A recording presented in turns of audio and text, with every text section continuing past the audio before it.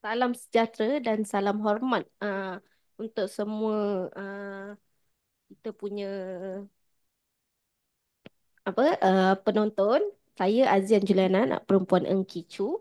Sebagai moderator pada hari ini, amat berbesar hati dengan mengalu-alukan kehadiran para saudara dan saudari sekalian.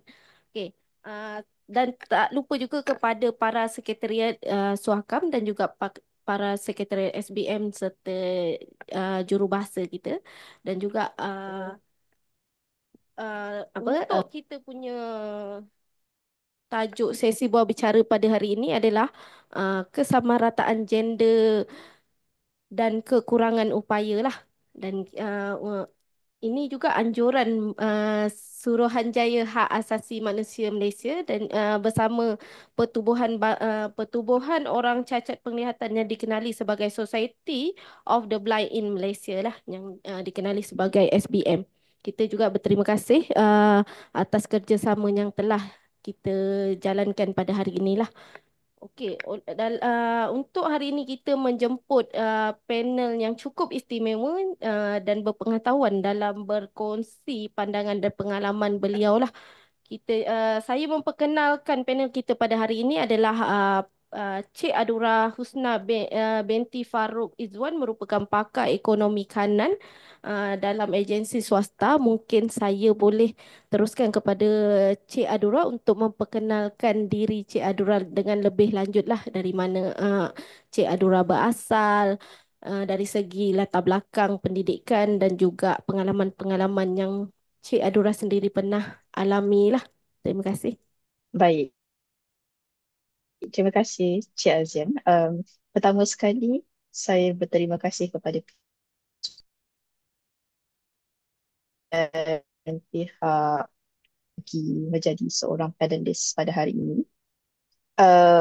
Tajuk kesamarataan gender dan kekurangan upaya ini bagi saya adalah tajuk yang sangat besar kerana kekurangan upaya juga secara taktikal dia adalah salah satu subset kepada kesamarataan gender ataupun tajuk gender yang besar itu sendiri.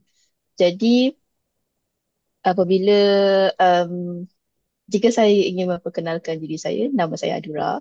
Saya berumur 26 tahun. Saya berasal dari Kuala Lumpur, tinggal di Kuala Lumpur, juga membesar di Kuala Lumpur. Dan dari segi pendidikan, saya mendapat pendidikan di sekolah menengah biasa sehingga tingkatan 3. Kemudian saya berpindah ke sekolah beraksama penuh pada tingkatan 4 dan tingkatan 5.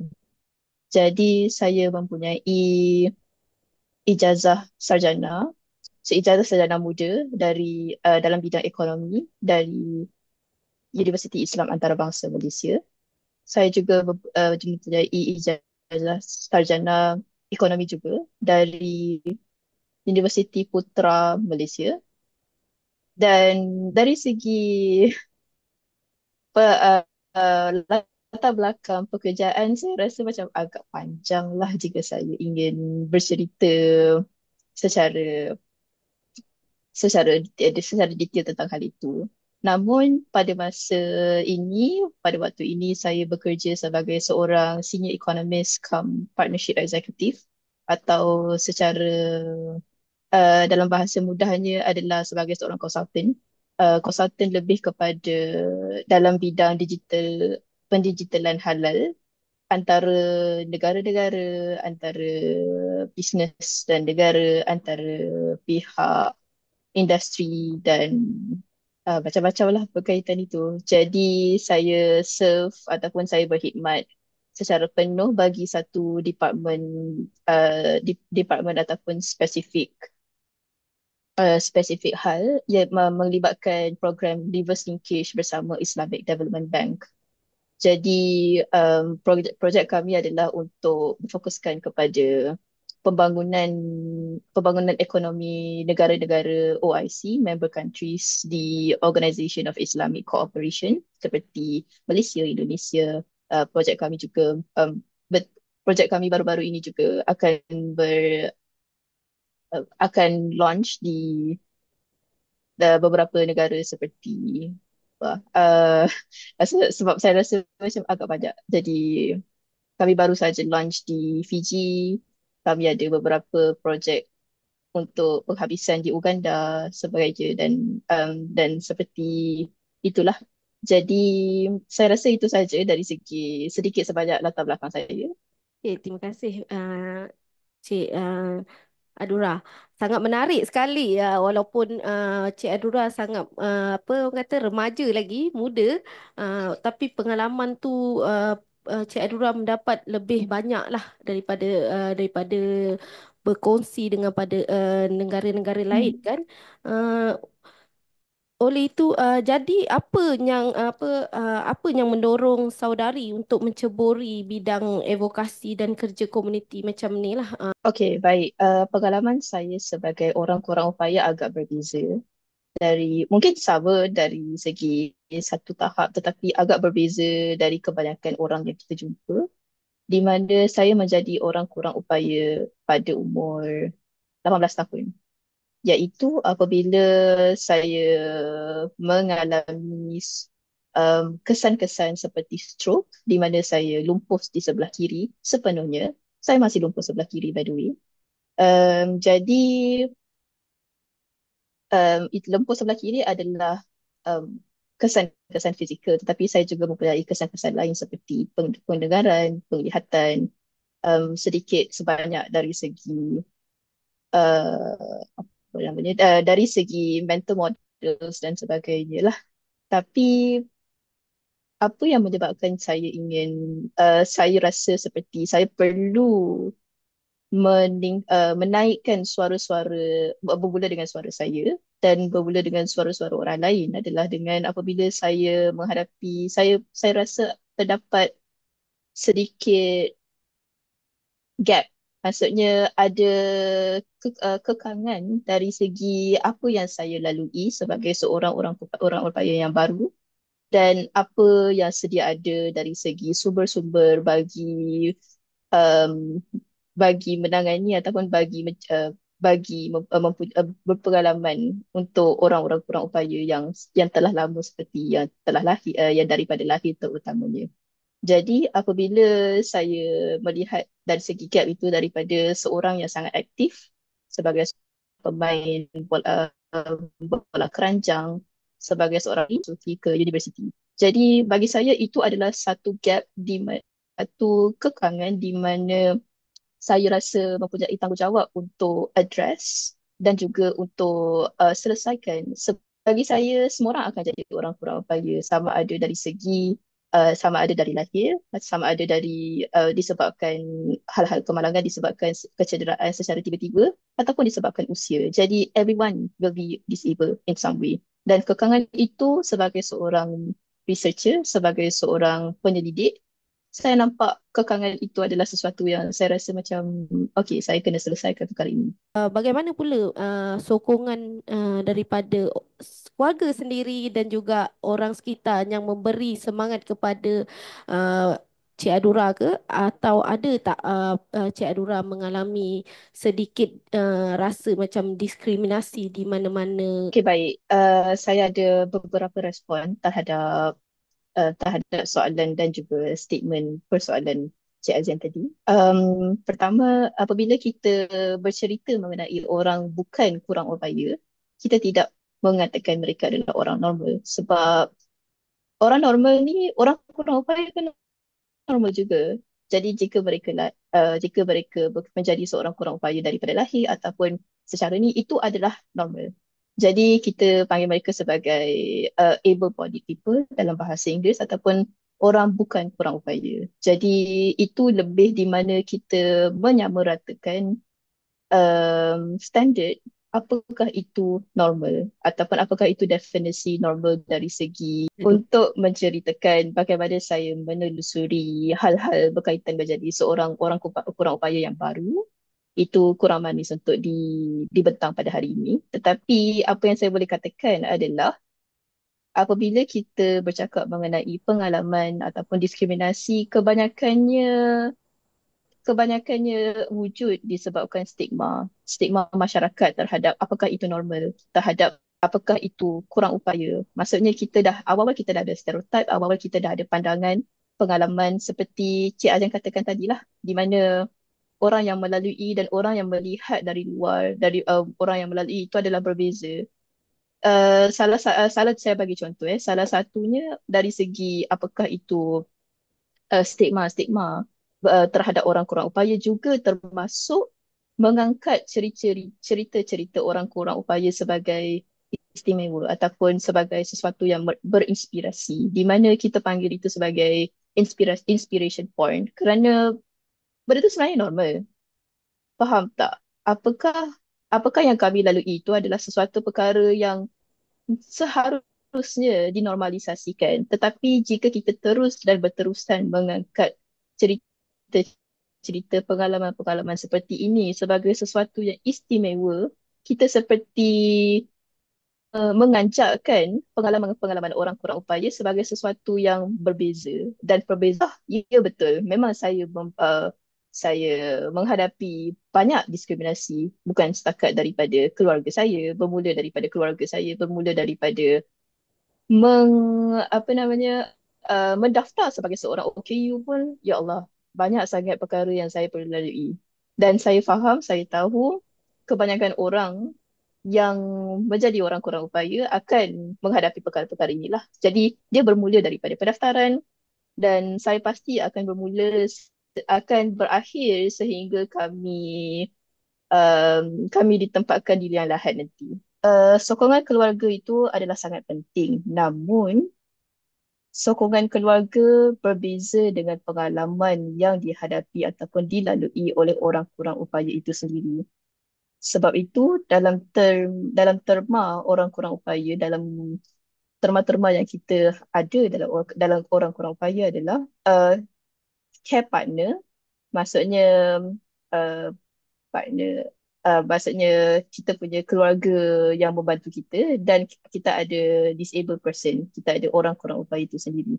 Jadi apabila kita berkata berkenaan bagaimana keluarga saya membantu saya, ya betul, mereka pada awalnya membantu saya pergi ke fisioterapi, mereka membantu saya memberi sokongan moral, mereka membantu saya dari segi um, menghantar dan mengambil saya ke di universiti dan sebagainya.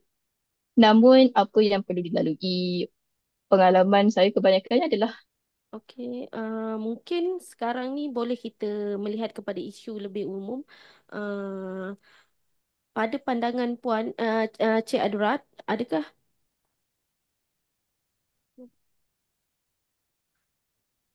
maaf adakah terdapat perbezaan dari segi cabaran yang dihadapi oleh uh, golongan kurang upaya antara lelaki dan wanita ni? Ada tak pandangan Cik Adura berkenaan perkara ini? semestinya lah. Jadi contohnya, apabila saya mula-mula menjadi seorang kurang upaya, salah satu sebagai seorang Muslim yang perempuan Muslim yang memakai tudung, saya menghadapi kesukaran untuk memakai tudung. Memakai tudung, membersihkan diri saya, um, prepare untuk pada waktu saya period, prepare untuk apabila saya ingin berkahwin dan sebagainya. Jadi perbezaan itu sangat ketara di mana kita tidak mempunyai banyak sumber ataupun banyak sharing session ataupun banyak berkongsi maklumat tentang bagaimana kita menelusuri kehidupan pengalaman-pengalaman baru sebagai seorang orang kurang upaya. Jadi saya tak boleh nak bercakap bagi pihak orang kurang upaya lelaki, tetapi saya juga pasti mereka mempunyai cabaran-cabaran yang spesifik kepada diri mereka sendiri. Jadi terutamanya apabila kita berkata mengenai kesamarataan gender dan kekurangan upaya perbezaan antara orang OKU wanita dan OKU lelaki, semestinya perbezaannya adalah ketara. Tetapi bagaimana yang saya masih tak nampak sehingga sekarang adalah bagaimana kita menjawab ataupun bagaimana kita address isu-isu ini bagi kita supaya sama ada OKU wanita ataupun OKU lelaki, kita dapat menjalani kehidupan yang berintegriti dan bermaruah. Okay, saya setuju dengan Cik Adura. Mungkin saya juga boleh berkongsi pengalaman yang mana saya rasa terdapat perbezaan dari segi cabaran ni, betul. Memang kalau kita melihat kan cabaran-cabaran kehidupan golongan kurang upaya di bandar ni jauh berbeza dengan OKU di di kawasan pendalaman, yang mana diorang tidak mendapat akses yang lebih baik daripada di kawasan bandar kan. Sebab saya juga mempunyai pengalaman yang mana terdapat seorang OKU daripada kalangan komuniti orang asli juga yang tidak mendapat akses seperti mana yang OKU lain lah yang menerima. Itu adalah pandangan secara pengalaman secara yang saya terimalah pada sepanjang saya duduk di Suhakam ni. Okey, mungkin kita boleh teruskan dengan soalan yang berikutnya. Dalam konteks Malaysia pada hari ini, apakah situasi wanita kurang upaya dari pelbagai kategori hari ini? Mungkin Puan uh, Cik Cik Adura boleh boleh bagi pandangan atau pandangan untuk berkenaan perkara inilah. Okey, baik. Apabila saya juga bersetuju dengan pengalaman Cik Azian tadi, cuba apabila kita nak mempamerkan hal ini dari segi kepada lebih umum, kita boleh katakan hal-hal kesamarataan gender dan kekurangan upaya itu adalah satu perkara yang multidimensi. Maksudnya dia dia bukan setakat antara lelaki dan wanita, dia juga antara kawasan luar bandar, kawasan pinggir bandar dan sebagainya. Dia juga melibatkan melibatkan perbezaan ataupun melibatkan perbezaan gaji, perbezaan pendidikan, perbezaan exposure, perbezaan dari segi type-type type-type ketidakupayaan itu sendiri. Jadi apabila saya ingin mengatakan apakah hal situasi semasa tentang wanita orang kurang upaya di Malaysia pada hari ini adalah kita sebenarnya tak ada basis pun. Kita tidak ada apa-apa foundation, kita tidak ada baseline tentang apakah keadaan wanita kurang upaya yang sekarang dan apakah keadaan situasi wanita kurang upaya yang kita mahukan pada waktu hadapan. Maksudnya as is dan in the future apakah yang kita mahukan tu kita tidak ada. Di mana di sini saya ingin mengatakan bahawa saya harap Suhakam mengambil poin saya di sini untuk melihat kembali lah. Jadi sekarang ni kita berada di tahap mana? Apakah keadaan keadaan semasa orang kurang upaya dan apakah yang kita harapkan pada masa hadapan sama ada 5 tahun ke hadapan, 10 tahun ke hadapan, 20 tahun ke hadapan dan sebagainya. Sebab sekarang ni kita memang tidak ada apa-apa baseline. Kita tidak ada apa-apa asas tentang situasi wanita kurang upaya secara umum. Saya hanya boleh mengatakan dari segi pengalaman saya di mana unfortunately itu adalah sebenarnya tidak merangkumi pengalaman wanita-wanita di Malaysia pun secara keseluruhannya. Macam adakah saudari merasakan bahawa perjuangan kesamarataan gender dan permekasaan wanita di Malaysia ini di Malaysia selama ini turut merangkumi aspirasi hak dan suara OKU? Okey, baik. Saya cuba untuk menjawab soalan itu satu-satu. Pertama sekali adalah dia merangkumi hak dan asasi orang kurang upaya. Betul. Itu kita memang ada sedikit sebanyak termasuk dari segi apabila kita membuat perarakan 8 Mac dan sebagainya dan tetapi apabila kita mengatakan adakah termasuk suara-suara orang kurang upaya, wanita kurang upaya, saya rasa itu masih tidak cukup lagi dan perkara itu masih boleh ditambah baik dan diperbaharui lah. Di mana macam saya katakan tadi, jika kita tidak mempunyai apa-apa asas, apa-apa baseline, bagaimanakah kita nak tahu apa yang kita perlu perjuangkan pun sebagainya. Jadi sekarang ini apa yang kita nampak, apa yang kita perjuangkan melalui hak asasi orang-orang upaya wanita dalam apa yang saya nampak di kebelakangan beberapa tahun ini adalah lebih kepada secara hak asasi orang-orang upaya secara menyeluruh tetapi tidaklah berfokuskan kepada wanita itu sendiri. Jadi saya rasa kita perlu lihat kembali bagaimana kita memperjuangkan hak asasi orang-orang upaya dan secara spesifiknya adalah hak asasi orang kurang upaya wanita. Jadi kembali ke Cik Azin.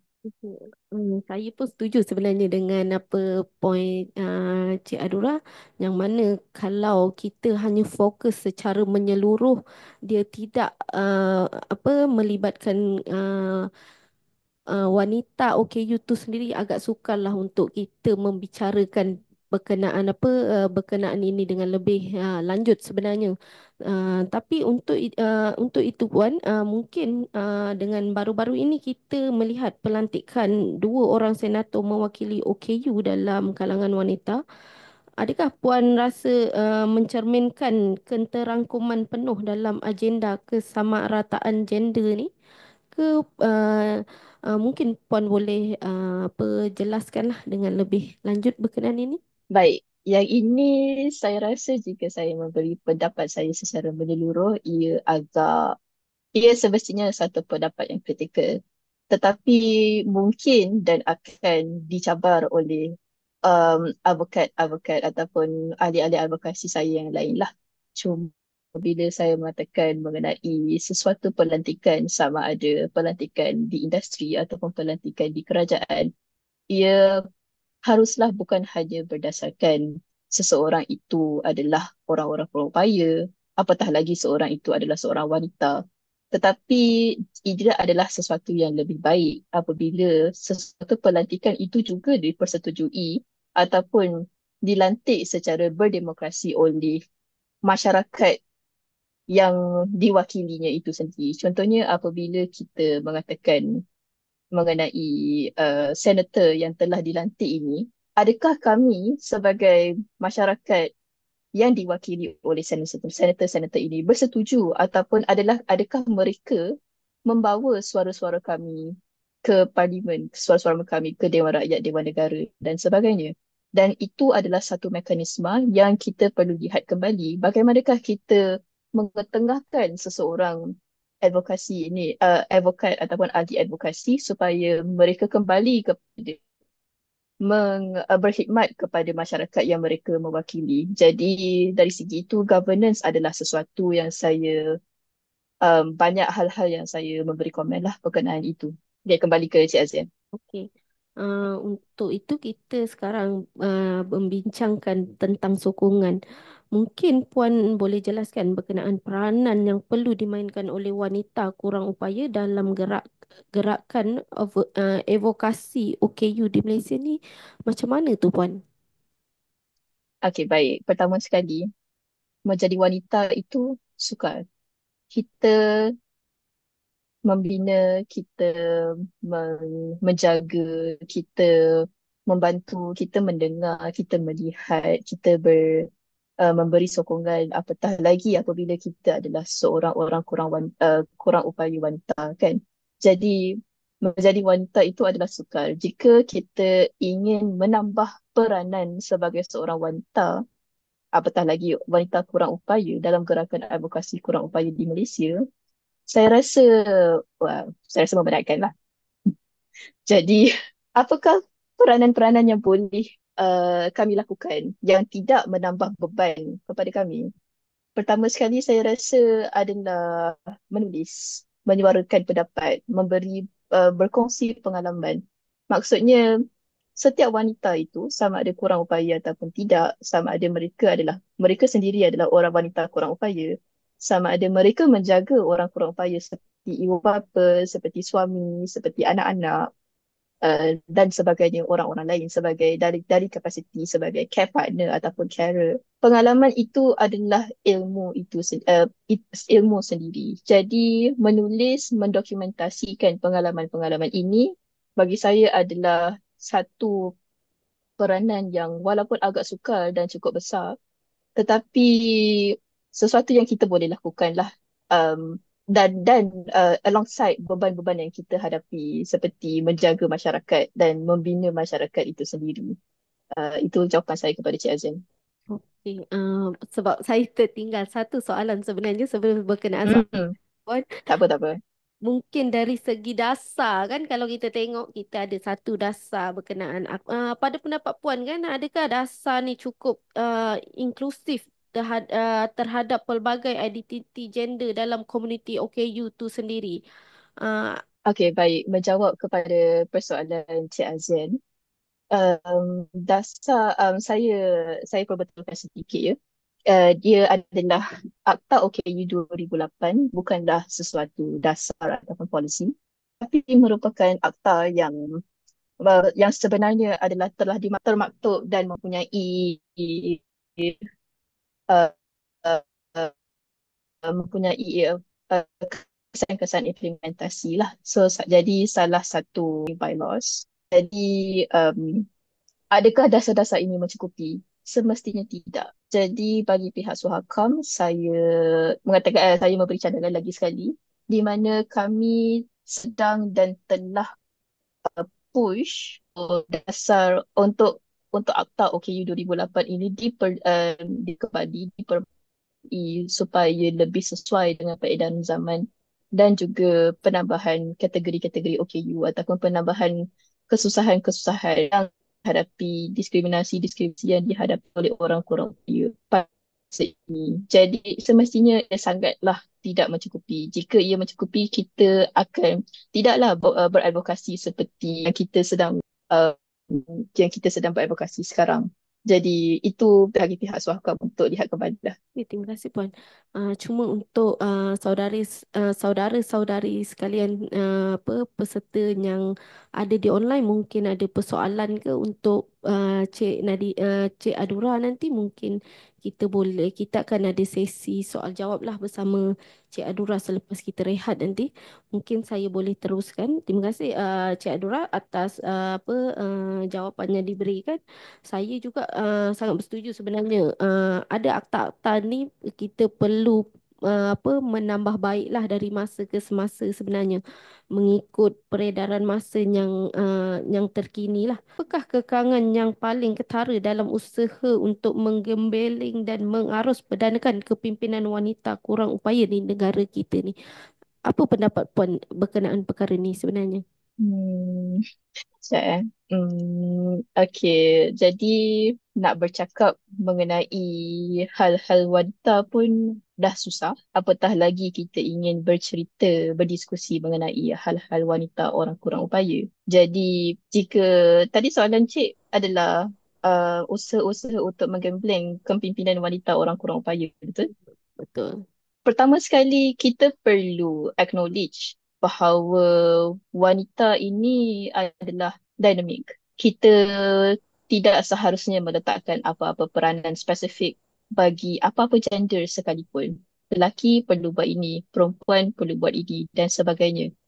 Dan apakah usaha-usaha yang diperlukan untuk menggembleng kepimpinan wanita orang kurang upaya bermula di rumah, bermula di level ataupun bermula di level-level masyarakat itu sendiri. Kita perlu bermula dengan pemahaman bahawa orang kurang upaya itu bukanlah kurang keupayaan mereka, tetapi adalah kurang upaya disebabkan keadaan sekeliling mereka seperti yang telah termaktub dalam Akta OKU 2008. Jadi ini dia bermula dari segi pandangan kita mengenai stigma, pandangan kita mengenai stereotip, pandangan kita mengenai diskriminasi dan sebagainya.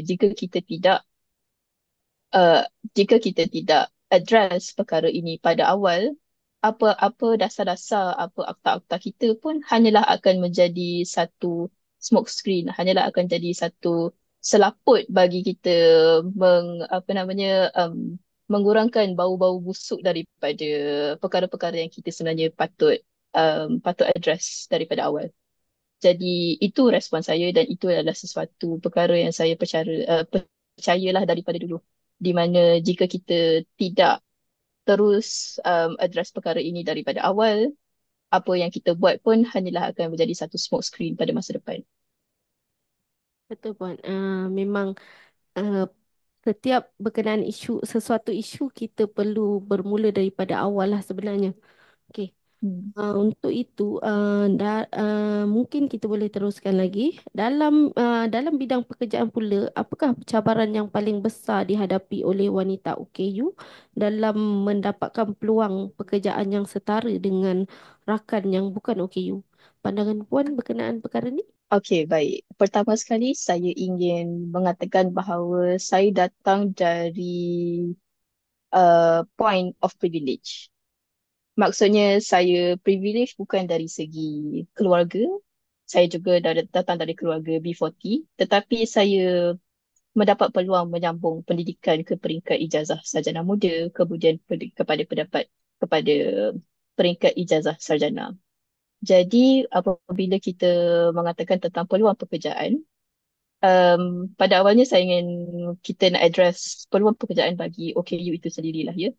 Jadi peluang pekerjaan bagi OKU adalah sangatlah kurang, di mana bukan setakat peluang pekerjaan yang spesifik bagi golongan OKU, tetapi juga peluang pekerjaan yang sesuai dilakukan oleh golongan OKU itu sendiri. Kemudian kita ada kategori yang ketiga, iaitu apakah pekerjaan yang boleh disesuaikan kepada orang kurang upaya. Contohnya macam programmer ataupun programmer yang buta, programmer yang arkitek yang buta, ataupun saya orang kurang upaya fizikal, tetapi saya juga menyandang position untuk travel ataupun untuk travel ke luar negara dan berjumpa dengan masyarakat, stakeholder luar negara dan sebagainya. Jadi perkara itu adalah sesuatu perkara yang tidak dapat dibayangkan oleh orang upaya sebenarnya, sebab mereka kata mereka mempunyai stereotip bahawa orang kurang upaya, kalau orang kurang upaya hanyalah nampak seperti memakai wheelchair, memakai kerusi roda, memakai tongkat dan sebagainya. Tapi bagaimana dengan orang kurang upaya yang mempunyai yang dalam kategori penglihatan ataupun dari segi kategori pendengaran, bagaimanakah mereka dapat menceburi bidang-bidang pekerjaan yang sebenarnya semakin membesar dan juga mempunyai kita ada teknikal apa nama software teknikal yang boleh membantu kita bekerja dengan lebih baik. Jadi dia bermula dengan dia bermula dengan industri-industri itu sendiri, sektor-sektor swasta dan kerajaan, di mana cabaran terbesar adalah sektor-sektor swasta dan kerajaan yang memberi pekerjaan kepada orang ramai. Okay, soalan seterusnya, Cik Azan, mengkategorikan orang kurang upaya itu sebagai orang yang tidak dapat bekerja. Jadi itu adalah cabaran terbesar, di mana sebelum kita bercerita mengenai cabaran wanita orang kurang upaya dalam pekerjaan, kita perlu menjawab kepada cabaran pekerjaan bagi orang kurang upaya itu sendiri. Kenapa kita perlu um, membeza-bezakan keperluan seseorang itu? Jadi bagi saya itu adalah saya akan menjawab setakat itu sajalah bagi soalan itu. Terima kasih Puan. Okay. Seterus itu mungkin kita boleh membincangkan berkenaan sesetengah pihak mungkin melihat perjuangan wanita OKU ni sebagai sebahagian daripada politik identiti semata-mata. Mungkin Puan ada pandangan atau ni lah cadangan berkenaan ni perkara ni. Okay, baik. Saya berpengalaman bekerja dengan salah seorang ahli parlimen pada beberapa tahun lepas. Jadi saya faham, um, nak kata macam mana, saya faham polemik di mana kita melihat sesuatu ataupun bukan setakat sesuatu lah, kesemua perkara itu sebagai satu identiti politik. Tetapi persoalan saya kembali adalah, bukankah semua perkara itu adalah identiti kita dan bukankah semua perkara itu politikal? Jadi jika kebanyakan orang melihat perjuangan wanita OKU, advokasi wanita OKU itu sebagai satu identiti politik, itu sebenarnya betul, sebab wanita OKU adalah identiti, dan untuk memperjuangkan hak-hak kami adalah sesuatu yang politikal. Cuma definisi awam, definisi umum berkenaan apakah itu identiti politik itu lebih menjurus ke arah perkara ataupun menjurus ke arah spektrum yang negatif. Jadi kita tidak dapat lari daripada itu. Unfortunately, itu adalah stigma masyarakat, itu adalah satu norma masyarakat.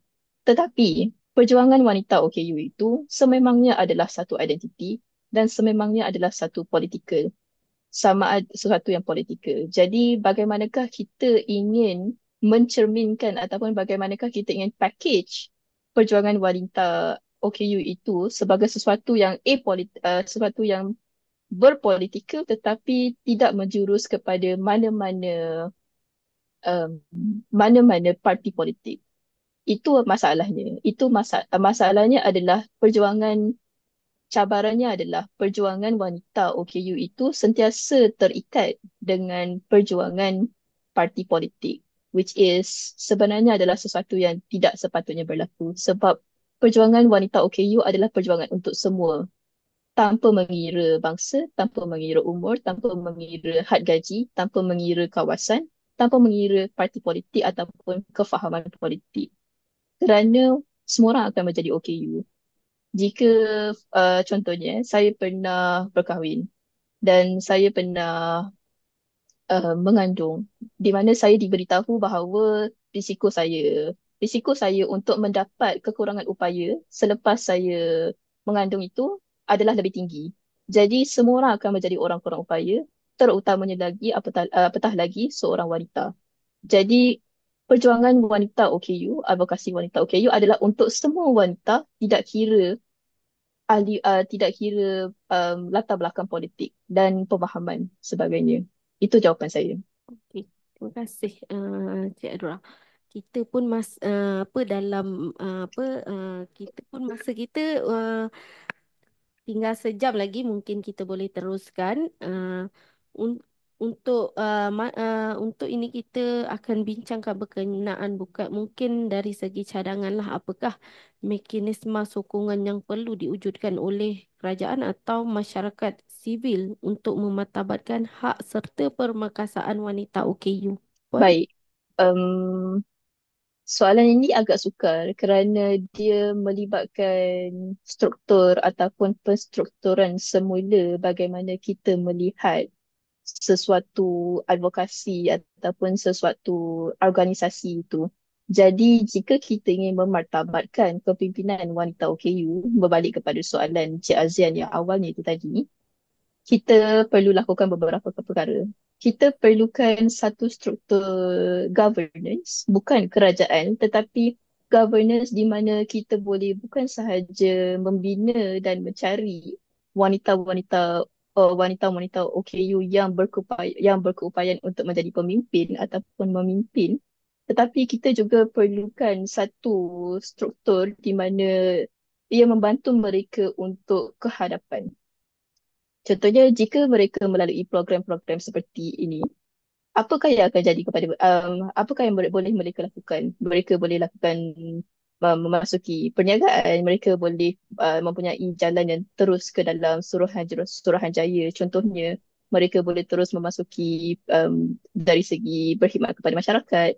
Jadi, bagaimanakah kita ingin melihat perkara ini dengan sesuatu yang lebih berstruktur dan memartabatkan good governance. Sebab apabila kita bercakap mengenai cabaran ataupun sokongan kerajaan, kita perlu melihat bahawa kerajaan mempunyai sumber yang limited dari segi apa yang mereka boleh membantu kepada kita secara terus. Sebab saya faham, jika kita ingin memperbarui akta, menambah dasar dan sebagainya, itu akan mengambil masa yang lama, 2 hingga ke 5 tahun. Contohnya, 2 hingga ke 10 tahun, contohnya. Jadi, apakah yang kita boleh lakukan dalam masa terdekat adalah dengan memberi sokongan dari segi program yang bukan setakat program menempa nama, tetapi program yang ada continuous assessment, ada monitoring, ada evaluation dan semestinya ia berterusan dari segi bagaimana kita nurture wanita-wanita bagi menjadi advokat ataupun menjadi pemimpin-pemimpin bagi korang orang Melayu itu sendiri. Okey, soalan seterusnya Cik Azian. Okey, terima kasih Puan. Uh, Okey, apakah pula cadangan saudari bagi memastikan golongan wanita OKU ni tidak terus ketinggalan dalam arus pembangunan negara? Soalan besar tu sebenarnya. Ya. Jadi, bagaimana kita tak ketinggalan Saya rasa kita tak akan ketinggalan pun. Sebab dengan adanya media sosial, I mean, saya juga merupakan ahli police space yang bermula di media sosial. Jadi, untuk mengatakan bahawa OKU, orang kurang upaya ketinggalan di arus pemodenan bangsa adalah sesuatu perkara yang agak reaching lah. Tapi, jika kita nak berfokuskan kepada suara-suara wanita orang kurang upaya itu sendiri, itu saya faham di mana kebanyakan suara-suara orang kurang upaya tidak memfokuskan kepada peranan wanita ataupun kepada pengalaman wanita orang kurang upaya. Jadi kita boleh katakan bagaimanakah bagaimanakah wanita OKU tidak disenyapkan ataupun tidak hilang di telan arus pemodenan. Kita daripada segi masyarakat saya sendiri, kita bertanggungjawab untuk sentiasa mengetengahkan, sentiasa mengedepankan suara-suara wanita OKU ataupun suara-suara wanita yang berpengalaman dari segi OKU itu sendiri. Jadi sama ada mereka adalah wanita OKU kategori satu kategori, bukan sahaja daripada satu kategori tetapi daripada semua kategori jika boleh. Jadi itu adalah jawapan saya. Okay, terima kasih Puan. Dan bagaimana pula peranan media dalam membentuk persepsi masyarakat terhadap golongan OKU ni khususnya melibatkan wanita lah. Hmm. Dia bermula dengan memplatform wanita OKU itu sendiri sebenarnya. Contohnya macam apabila sebab apabila kita mengatakan tentang orang kurang upaya, kebanyakan orang kurang upaya yang kita lihat adalah daripada lelaki. Jadi ataupun hanya daripada satu golongan sahaja yang memakai yang berkerusi roda dan sebagainya. Media berperanan untuk menghadapankan lagi wanita-wanita kurang upaya bukan hanya daripada satu kategori tetapi daripada kesemua kategori jika boleh. Itu adalah jawapan simple saya lah sebab jawapan sebenarnya saya agak panjang sebenarnya boleh jadi satu white paper kot. Okey, untuk seterusnya jika saudari diberikan peluang untuk menyampaikan satu mesej kepada masyarakat Malaysia tentang kesamarataan gender dalam kalangan OKU, apakah mesej tersebut?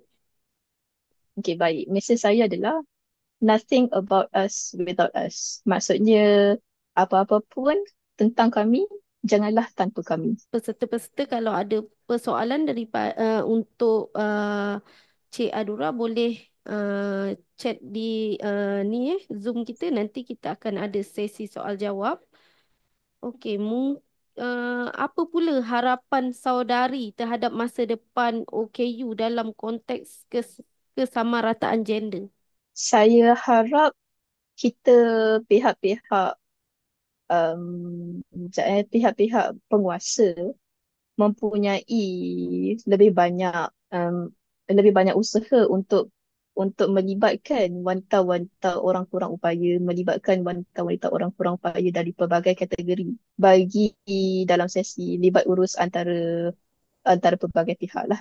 Jadi itu yang harapan saya sebab jika kita tidak melibatkan pengalaman-pengalaman pendapat-pendapat daripada pelbagai pihak terutamanya dalam terutamanya dalam sesi yang melibatkan pembuatan dasar, dalam sesi yang melibatkan um, decision making, kita tidak akan ke mana. Itu sahaja jawapan saya. Betul, saya setuju juga dengan jawapan uh, Puan. Sebenarnya untuk melakukan sesuatu benda tu dia perlu ada penglibatan daripada wakil-wakil OKU tu sendirilah supaya tak ada apa yang tertinggal. Dan apakah harapan saudari terhadap Suhakam dalam memperkasakan hak wanita OKU di Malaysia ni? Okey, baik. Saya rasa macam saya dah bagi beberapa pointers kepada Suhakam untuk melihat kembali lah apa yang pihak Cik Azian boleh lakukan. Dan saya faham kita boleh touch base kemudian untuk kita streamline apa yang kita boleh bekerjasama dalam hal ini. Jadi tak silap saya perkara pertama antara perkara yang telah dibangkitkan tadi termasuk baseline, maksudnya apakah asas kepada hak current situation, situasi semasa hak wanita OKU di Malaysia. Kemudian apakah yang kita harapkan pada masa hadapan. Dan kita juga boleh lihat tentang sesi-sesi bagaimanakah kita menambah baik sesi libat urus antara hak-hak wanita, antara advokasi ahli advokasi wanita OKU dalam decision making. Kemudian kita juga boleh katakan harapan saya adalah untuk Suhakam menambah baik dari segi pencalonan ataupun um, pencalonan Pesuruhjaya, terutamanya dari masyarakat, sebagaimanakah pemilihan calon itu sendiri dan sebagainya. Saya pasti ada banyak lagi perkara yang kita boleh masukkan dalam hal ini, tapi itu antara sedikit sebanyak yang saya ingatlah, yang saya katakan tadi. Terima kasih Saudari Adura atas perkongsian yang sangat memakna dan membuka mata kita semua jelas bahawa perjuangan kesamaan gender ni bagi golongan OKU ni bukan sekadar isu dasar tetapi juga menyentuh soal kemanusiaan serta keadilan sosial lah.